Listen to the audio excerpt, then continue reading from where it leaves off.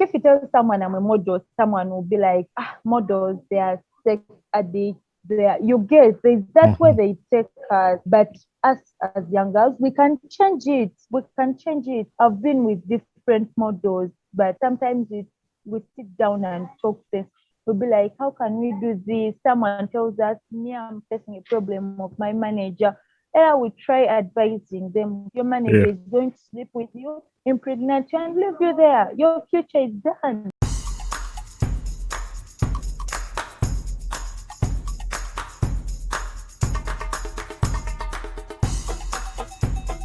Mujevale, Mujevale, Mujevale. My name is Bani Kibuka, and welcome to another episode of the Ugandan Boy Talk Show. Yeah, welcome once again to the Ugandan Boy Talk Show with your boy Bani Kibuka. Today is another day for a new episode on the podcast, and this is one of the guests. The guest I'm hosting today was recommended to us by our former guest, Doreen Kabarabe. At the end of the show, you know how I ask people, who would you like to see on the podcast? So when we hosted Doreen, she recommended us to host another model, Sharon Kiyimba Promise. And today we so privileged to have Sharon on the show. So Sharon, how are you doing? Good. How are you? I'm doing good. I know we've struggled to have this recording, so hopefully today you'll be able to record and people get to hear you and hear about your story. So where are you catching this recording from? From Chisas. Chisasi. Yeah, I remember actually we had started recording last time and you told me you live in Chisasi.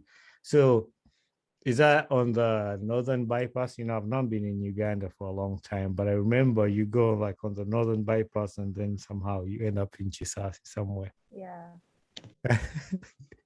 Yeah, I know Uganda has been affected with COVID, like a lot of people. My family is back in Uganda. So how has this COVID affected you as a person and your family and your friends? Like due to COVID, we have lost a lot of things. We have missed. You get it?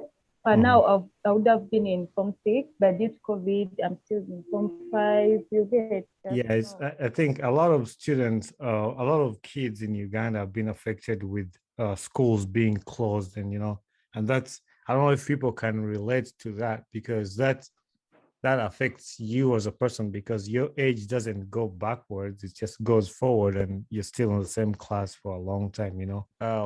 Do you have any siblings, any relatives? Yeah, I have a sister. Is she the eldest sister or younger sister? She's a baby sister. She's a baby sister. So are you the firstborn? Yes. How is it like to be the firstborn, to have to take care of your little ones? How is that like? Actually, it sounds good. You get it? Yeah. Like you have to take care of her. Like every time she's like, Sharon, I need this, I need this. You get. So like the way you feel good when your baby sister asks something from you. She's ever new. She's like, Sharon, let us do this. Sharon, buy me this. I relate as a young, because I have an elder brother. My brother Benjamin is older than me, so I look up to him. So I think you in that position, you feel good to have your little sister look up to you in like whatever you do and just living your life knowing that somebody is looking up at you. So you mentioned in the beginning, that you would have been in Form 6, but now you're still in Form 5 because of COVID. So where do you go to school, or where did you go to school from primary? And I know you're in secondary now. So walk us through that. My primary, I went to Victor's Junior Christian School in Mukono from P1 up to P7. Then my secondary, I went to Exodus College School, Wakiso. What's that school? Exodus College in Wakiso, exact Nasana Wakiso. That's true. Actually, that's crazy because I grew up in Wakiso. I don't know if you knew that, but I was born Yeah, you and told me last time. yeah, I was born and raised in Wakiso. So actually, I know where Exodus is. I was born in Wakiso Town Council, and yeah, that's my school.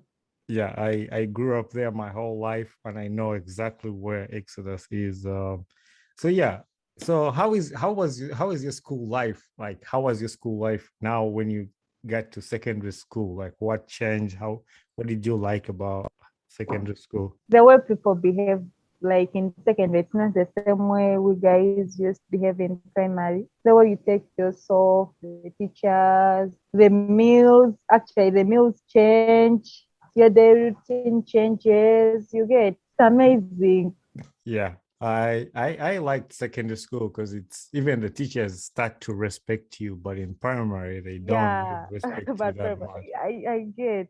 So have you done any other interviews before? Yeah, I've done a different TV station. I went to Yeah. Kingdom TV. I went to Kalango TV. I remember when Doreen was on the show, she said you went to one of the TVs and you were crying. Is that true? Or she was lying?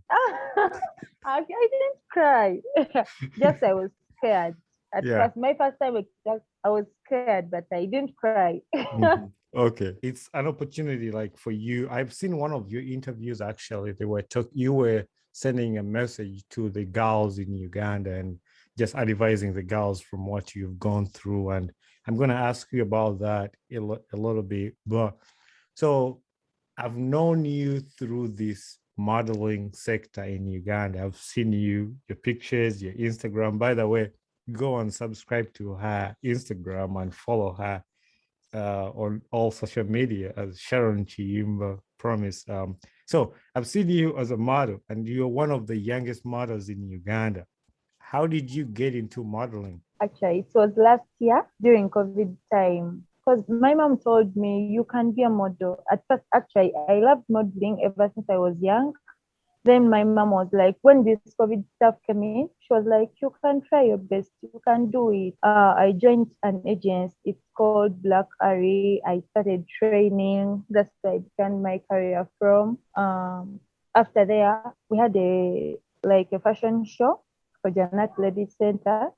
That's where I went and met Doreen from. So we became friends, talk on phone. Like actually, I reached a point at tell her like I want you to help me in my career. She was like, okay, I'll do where like I'll help you where I That is can. nice to So have somebody that can guide you in this because I know Doreen has been in modeling for a long time and she has a lot of yes, experience. And I've seen you in a yeah, few posts you say my role model. So she's your role model and you look up to her. yeah, she's my role model and she's my mentor. That's nice. And that's one thing that I really like. Like she seeks these opportunities for you. Like even when I hosted her on my podcast, she knows a lot of people in Uganda. She could have named a lot of people that she wanted to come on the podcast, but she mentioned your name. She was like, I want Sharon to be on the podcast. So that's a good sign that she looks out for you for all these opportunities. So did you ever get a Yes, chance? Uh-huh. she's a very good person. She's down to earth. Mhm. Yeah, that is true. That is true. Because when I contacted her to come on my podcast, she didn't even think twice. She was like, yeah, yeah, definitely. Yeah, I'll come. So did you ever model in school? Yeah, but it was worse. Was it like a So we talent had show? exactly, it was a talent show. I was like, let me try my luck. Actually, there I was not even experienced. I just Mhm. went. So Yeah. I tried out, and people were like, you can do this. Sharon, you know how to model. But trust me, I was scared. Yeah, I was Yeah. scared. But so when I started modeling, people began shouting. They're like, yes, our girl can do this, what. Actually, that's why I also got the morale from. That is Then nice. my mom came in. Yeah, that is nice because I was gonna ask you when you learned that you wanted to be a model. So when that happened, is that when it happened when you're in school? I was in school Form 4, but I didn't take it serious at first. Actually, it's COVID that has made me take modeling serious as my career. I take modeling as my job. That is nice. Like at least you've got something good out of COVID. And even to me, I started this podcast in COVID because we were all locked down and we didn't really have I a get lot of things to do. And I was like, I think I have some talents that I can sit at home and interview people and make a podcast. So it's good to hear that you've also learned something. You've got something good out of COVID. So, what are some of the biggest stages like you've modeled at, or you call them runway or something like that? What are some of the biggest stages? You've mentioned school, and then when you joined the agents, what are some of other places you've modeled at? I've been at Top Model Uganda. That is actually Top Model Uganda is like a competition, yeah, where the best girl will be taken to London to represent Uganda. I've worked with Janet Baby Center. Actually, I've worked with different people, different photographers, different makeup artists, big with Stockholm makeup company from this USA. Yeah. I've got chances to become brand ambassadors for Uh-huh. different companies. And you're I've you're worked only in that. 17 years old. Yes, You've achieved all these things at a young age. Like you're only 17 and you get these opportunities to be a model, to work with different brands and different people. Like what has helped you to be in that position, to be able to do that at a young age? drawing helped me so much. And the passion I have towards modeling, I don't give up on something. Yeah, exactly. That's what has made me like be on modeling, get different gigs because I don't give up on something. When I say I need this, I mean it, and I'll Right. work for it. I asked you that question purposely for the girls who are listening out there. The girls, they might not be 17, they might be older, they might be younger, but I wanted them to hear what has kept you going. And on top of that, what kind of message would you send to those girls listening right now that have dreams that they want to achieve, but they don't know how to get to that? Actually, I'll talk more about modeling because that's the category I'm in. Modeling, it's not an easy industry at like when you've just joined, you can even give up. Modeling needs you to cost a lot. You have to put in money for photo shoots, you have to pay photographers, you have to pay makeup artists. Sometimes you join agencies where they pay money, but Yeah. if you really love something, you have to like focus. To you have to be like, I can do this, and I Mhm. need to be one of the best models. I need to be Doreen. I need to be like Sarah Banks, those big models we know in the world. So just focus. Actually, for girls, they have to focus. You know, most of the girls they end up they like quick things. You get actually Mhm. like my age, someone at 17, people know me, people like they are getting to know me, I'm becoming a celebrity. Someone will be like, good enough for my celebrity. Someone will come and use you. Someone will lie to you, will tell you, you know what, I'm going to help you do this, sleep with me. Like those we have had stories where managers sleep with their models, where managers sleep with different people. So but if you're passionate about something, forget about money. You get Mhm. forget about money, forget about the good things. Look at your future. That is really nice. I Like like I like what you just said there, because that's the exact point like I wanted these girls to hear. And it's so good to hear from you advising these other girls, because you are actually in that field, and I'm glad that you focused on yeah. the modeling field. And remember, modeling it is second. Like if you tell someone I'm a model, someone will be like, models, they are sex addicts. They are, you get there's that way Mhm. they take us. And actually, but us as young girls, we can change it. We can change it. I've been with different models, but like sometimes we sit down and talk things. We'll be like, how can we do this? Someone tells us, me, I'm facing a problem of my manager. Yeah, we try advising them. Can you do this? Your manager Yeah. is going to sleep with you, impregnate you, and leave you there. Your future is done. You have to work. You have to get a bright future. Mhm. So you That's just have to focus. that is a powerful message right there that you just said. And if anybody has not got anything out of this podcast, they should just think about that exact thing you just talked about. So that message that you sent out, and reminding people that modeling is not about sexual activities. It's not about, it's a passion, it's a job, Money. it's yeah. So, and like you just said, like sometimes you sit down and talk sense to other people, advise them, help them, and it benefits other people in different ways.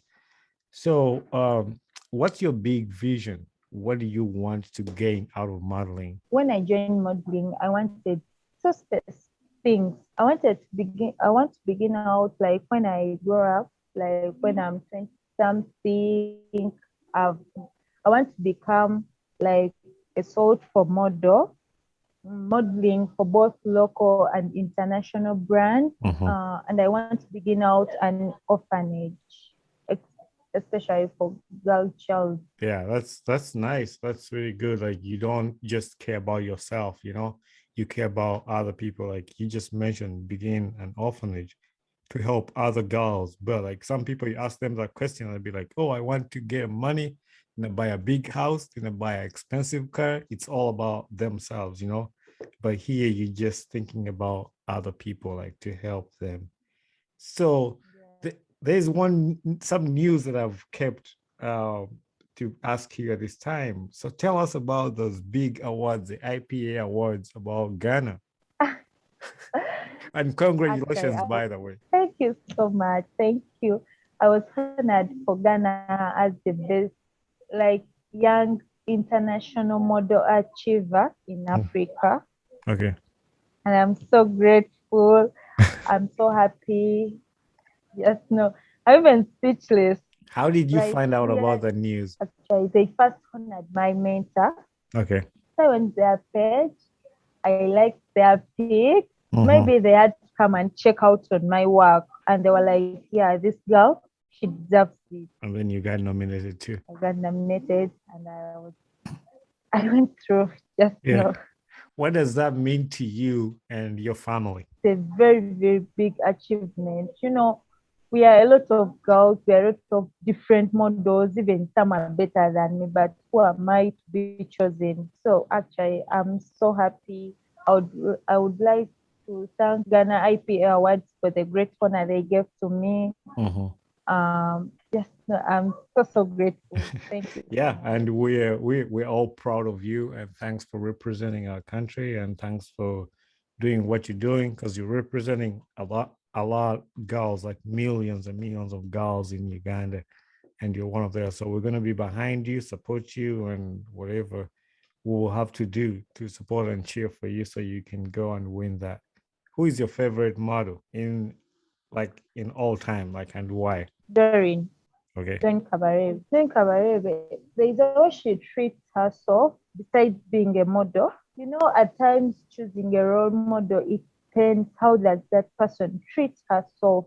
How does she act in public? You get the first thing though, it does not show off. She helps everyone according to the way you approach her. Remember, and sometimes I I had a lot of role models, but I had to select Doreen Yeah. because like Doreen, I would tell her she's my role model and she'll help me other than telling another person who is like far, who is not in Uganda. I'll keep mentioning on my page like my role model. She'll not even see my message. She'll not even do anything about it. You get like Yeah. this is Joy. She'll approach you, she'll direct you, you get. So Mhm. sometimes you have to choose role models wisely. You'll be like, Yeah. I'm choosing her. What is she going to add on me? Yeah, that is good that You you get. actually you pick somebody who is a living example, like somebody you can see, somebody you can go talk to. Yes, exactly. Yeah, so that's really good, and you explained that very well. Like you pick the person, and you have the reason why you picked this person. So do you think you'll ever compete for Miss Uganda? That's my dream exactly. If your But answer I want if to your answer was no, participate. I was gonna tell you you have definitely have to go for Miss Uganda one time. Yeah, everyone tells me that. Yeah, because you deserve it, and I think you're on that journey to go for that, and I think you can win it all. Actually, let me first make 18.